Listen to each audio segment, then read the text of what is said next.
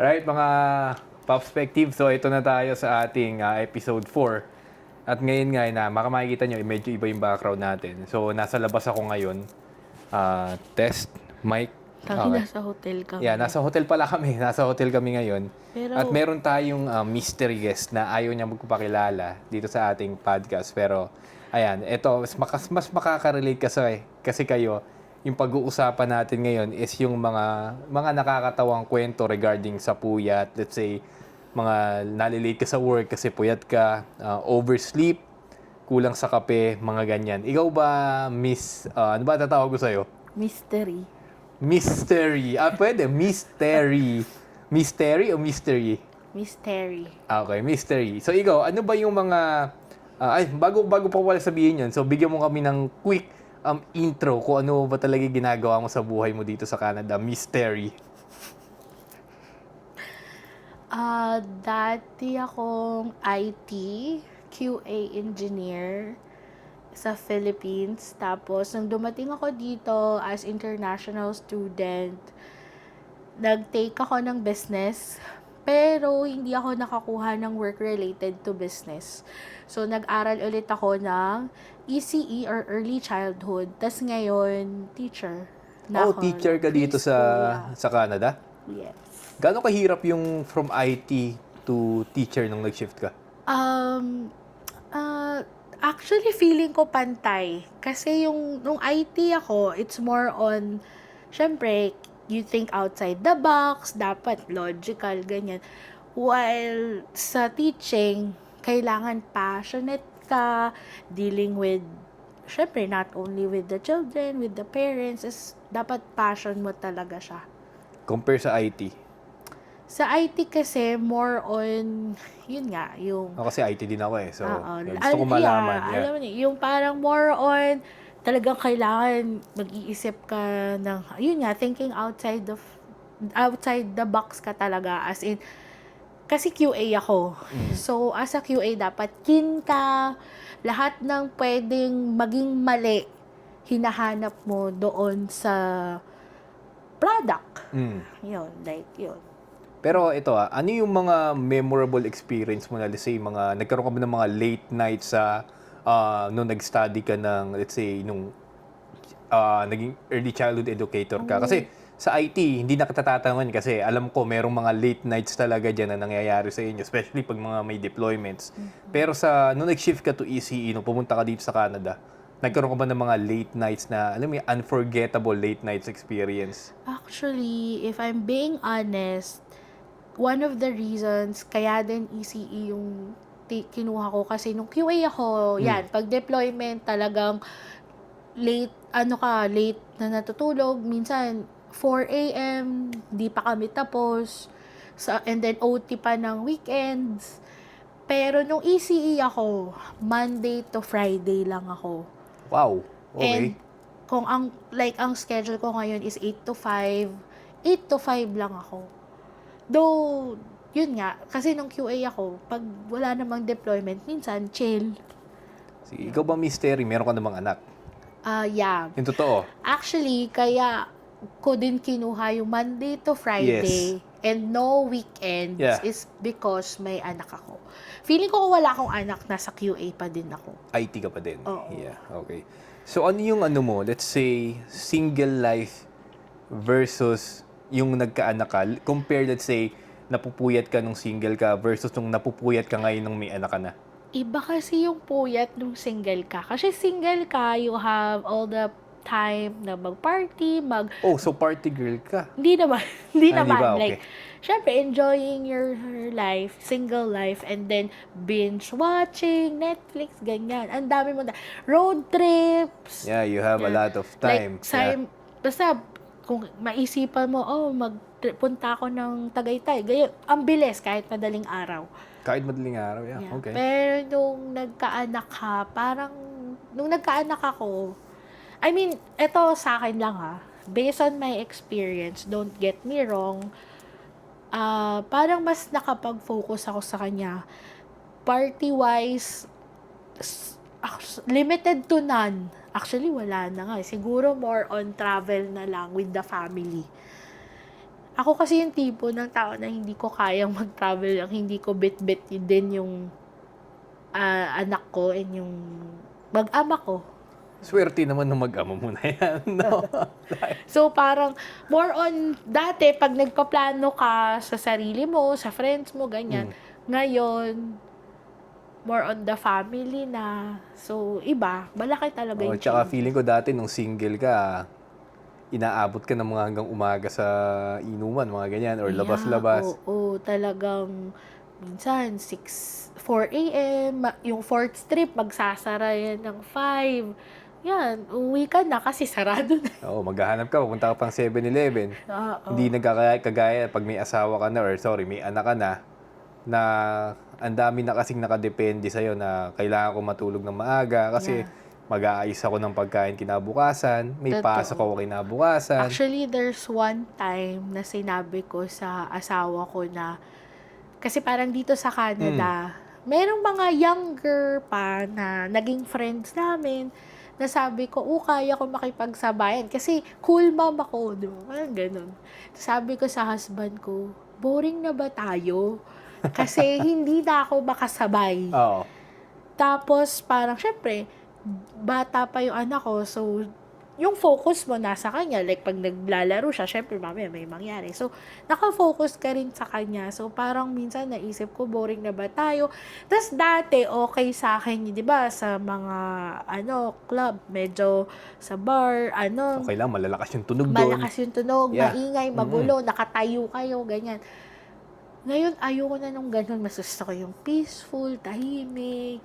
Isa lang ang ibig sabihin nun, mystery. Tumatanda ka na. Ayan. Isa din yun. Hindi, totoo yun. Kasi habang Nagmamature. nagmamature. Habang kasing tumatanda ka, nagmamature ka talaga eh. Tapos nag-iiba yung preference mo sa mga bagay-bagay. Let's say, sabi mo nga, dati mahilig kang pumarty. Ako din, mahilig kang pumarty dati. Alam mo yan. Mahilig kang pumarty dati. Pero ngayon, wala na. More of sa taong bahay na lang ako. Let's say, may iba din yung preference mo, kumari sa mga damit, Totoo. sa mga Lahat. pagkain. Actually, lahat eh. 360 Lahat. shift talaga siya pag Oo. nagkaanak ka na eh. Yeah. Totoo. Tsaka, parang, nasabi nga nung, yun nga, yung husband ko kasi, ma-party din siya. Oh, talaga. Okay. Yung single days. Mm. Tapos parang umuwi kami ng Pinas one time. Tapos lumabas siya with his old friends. Oh, yung mga ano friends nangyari? niya. Sabi niya, ano na daw siya, yung parang ayaw na daw niya din nung maingay. Ang tito, yun ang tawag niya. Tito Aray. gaming na daw siya. Nasa Tito Ira na pala tayo. Hindi na yung kagaya dati na talagang give party talaga, magdamag, Thursday to Sunday nga yata yun pumaparty. Parang Parang nakasama ko yung husband mo dati eh. Feeling baka. feeling ko nakasama ko siya dati. Nagkikita kami siguro sa isa sa mga bar sa Malamang at BGC no. malamang. Pero hindi, ganun din kasi ako eh. Mahirap ng pumarty. Actually, hindi. Unang-una kasi, maiisip mo, worth it pa ba yung gagastos mo? Let's say sa alak. Worth it pa ba yun? Hindi na. Before, sige, swipe ka Yeah. lang. We don't care. Though, nag-earn ka na ngayon na mas malaki. Siyempre, compared before, kuwari ako, umuwi din ako sa Pinas last time eh. Tawag dito, naku, baka may mga makarinig ito, mapagalitan pa ako. Kasi Huwag na i-spill. Mamaya, mapagalitan ka Oo. talaga. Basta let's say, kumari, gumastos ka ng 10,000 pesos. Back in the day, ang laki nun. Pero kapag kasi ngayon, you have the money to spend naman, pero i-spend mo lang siya sa ibang bagay na mas mahalaga sa'yo. And right now, if you wanna buy things for yourself, pag-iisipan mo talaga, sabi nga nila, measure twice, cut once. Yan din yung sinabi sa akin ng boss ko na talagang tumatak sa akin. So before mo gawin to, pag-isipan mo ng 2-3 times Yeah. before mo i-execute. Actually, ganun. Single days, medyo ganun. Kasi medyo kuripot ako. So, before I buy things, pinag-iisipan ko talaga mabuti. Pero minsan may downside din yun. Kasi Totoo. minsan, yun talagang gusto mo pala talaga siya, na-relate mo, na-realize, binalikan mo, wala na. Pero ganun ako, like, iniisip ko talaga kung kailangan ko ba to, o wala lang na parang Pero necessity ano na yung siya. mga coping strategies mo nung, let's say, nagpupuyat ka before versus sa nagpupuyat ka ngayon na may anak ka na? Kasi iba dati eh. Ang coping, ako, as a single, ang coping strategy ko nung nagpupuyat ako before, ano lang tutulog lang ako saglit, inom akong tubig, Gatorade, gising ako ngayon, okay na ulit. Pero nung magkaanak ako, dahil nga nagkaedad na ako, I think it comes with the age. pag napuyat ako, lagi na masakit yung ulo. Feeling ko marami makaka-relate ito. Kape, hindi na effective sa yung kape. Oo. Talagang binabawi, kailangan makatulog ako para mawali sakit ng ulo ko. Ikaw ba? Ano ginagawa mo? Nung single kasi ako parang ganun din. Matutulog lang ako ng mahaba. Dati kasi mag-late ka magising, 12:00, okay lang. Mm. Like, you're not gonna worry. Yeah, kasi diba? walang nakadepende sa'yo. Yeah. Ikaw lang mag-isa. Ngayon Oo. kasi iba. Like, pag nagising na din yung anak mo, gising ka na rin May dapat. nag-chat sa akin, bakit daw late ka pa din gumigising? Hindi yan Hindi totoo. ba? Hindi ba totoo yun? Okay. May time Oh. na late ako nagigising. May Hindi, era hindi raw naman din late ako. time, madalas daw. Hindi. Di ba? Okay. May era na, Oh. merong time, not era. May time na late ako nagigising. Pero, ang late na yun is 9 a.m. 9 a.m. Kasi hahatid ko pa yung anak ko. Yun yung time. Ito, very thankful naman ako kasi nung nag-Canada kami ng husband ko, hindi naman niya ako ni-require na, magtrabaho ka, ganyan. Hindi. Napakabait ng asawa mo. Swerte mo. Ay, naku, buhat. Sige, go. Yun, hindi na, in all fairness, hindi niya ako pressure na, magtrabaho ka. So, nagkaroon ako ng more time sa anak ko. So, ako naghahatid sundo sa kanya sa school. So, yun, pag ganun, late ako nagising 9. Kasi maghahanda pa ako ng baon niya. So, 9:30, aalis kami. Darating kami, 9:40, 50. Malapit lang yung school ng anak mo sa bahay niyo. 14 minutes drive, I think. Malapit lang. Malapit lang. Yeah. Pwede na. Ayun. So, yun na yung latest. Pero nung single ka, latest mo 1, 2. Minsan nga, paglasing ka talaga 4 eh. Ibang usapan paglasing. Minsan nga, di ka pagigising ng maghapon. Gising mo na nun, gabi. Gabi. Tapos inom ka na ulit. Hindi naman ako ganun. Baka ako lang yun. Baka Baka ako lang yun. Baka ikaw yun. Baka Ako ako hindi lang yun. ganun. Kasi okay na. Wala na. Kailangan ko magpahinga. Dati kasi hindi ko kilala yung salitang hangover. What is hangover? Yun. Pag may hangover ka, sabi nung may friend kasi ako na ang lagi niya sinasabi, magsaging ka lang. Hindi totoo yun. So, hindi nga totoo. Ngayong nalalasing ako, kahit isang bundle na sa akin kainin ko, hindi ko na, sumusuka lang ako lalo. Alam mo na kwenta at pinag-uusapan natin. Para wala sila mapupulot. May mapupulot sila dyan. So, ano yung mga kailangan mong i-advise sa kanila na, let's say, mga changes na kailangan i-expect nila, tapos paano nila yun, let's say, makakapag-adjust? Kasi maraming parents ngayon na nagkakaanak na hindi sila handa eh. Especially sa age natin ngayon, na digital age, na sobrang fast-paced, na gusto natin lahat is instant. Maraming bata na mga Gen Z, Gen A, B, normal, or kung ano may tawag nila sa mga Gen na yan na talagang mabilisan. Magkakaganito, makakabuo ng bata, and then hindi na alam kung ano gagawin. Hanggang umuulit lang yung cycle. So ikaw, as an experienced, let's say, millennial, na successful naman, ano yung mai-advise mo sa kanila? Grabe naman yung successful. Actually, marami din naman ako naging mali throughout. Maraming namang down. Siyempre, you learn. Basta ang importante doon, you learn. Pero, siguro, ito, lagi kong sinasabi, like yung mga friends ko na magkaka-baby, na kailangan talaga yung help ng partner. Yun talaga yung number 1. Lalo na kung bagong panganak ka. Kasi, dalawa kayo dyan. So, sabi ko nga lagi, it takes 2 to tango. So, help ng partner para maging easy kay mommy. Parang ganun. And then, actually, as you go along, matututo ka eh. Hindi ako expert.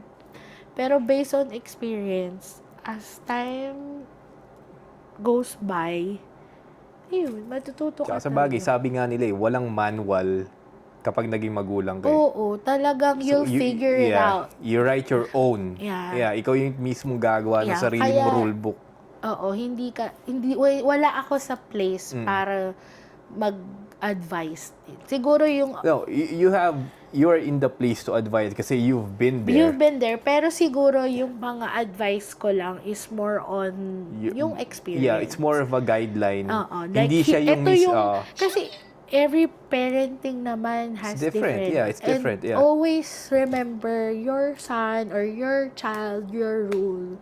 Laging ganun. It's okay to take advices from everyone. It's very okay. Talagang, ano yan. Pero still, it's you. You know what's best for your child or child. Sabi nga nila, sabi nung kasama ko, parang ganito yan, there are so many ways to skin a cat.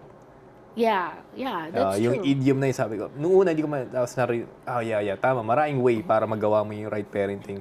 It only depends on you how you implement it. Tsaka yun yung napapansin ko sa mga kabataan ngayon na mabilis silang sumuko hindi sila resilient eh. So feeling ko yun yung kailangan nilang baguhin ngayon na hindi na kapag let's say nag-stumble sila sa isang issue, suko na agad sila. Yeah. Compared sa generation natin, hindi naman ako nagbubuhat bangko or what, pero mas matatag kasi tayo eh. So, we can, we can cope up. Tapos we're resilient and then we learn from our mistake. Yeah. Yun naman yung Sila kasi ngayon, they block someone if they made a mistake. Basta, always remember, it's okay to make mistake kasi you learn from it. Parang, sabi nga, di ba, if you watch Meet the Robinsons, just move forward. Pag nagkamali ka, it's okay kasi you learn. Pero pag lagi kang tama, it's okay. Sige. Depende sa, perspective. Yeah. It's sabi nga nila, depende sa perspective mo yan. Pero, you cannot grow if you don't make a mistake. Yeah, that's true. Yeah. Sabi nga nila ba, experience is the best teacher. Correct. So, yun lang mga papi. Tapos na naman, gusto ko sana ipakita sa inyo si Mystery kaso sa mga susunod na episode tayo, pag naka 2 million subscriber na tayo, so feeling ko hindi na mangyayari yun. Make sure lang to like, subscribe, and syempre follow and share na rin natin mga social media pages. Hanggang sa susunod, kita-kita ulit tayo. Tapos,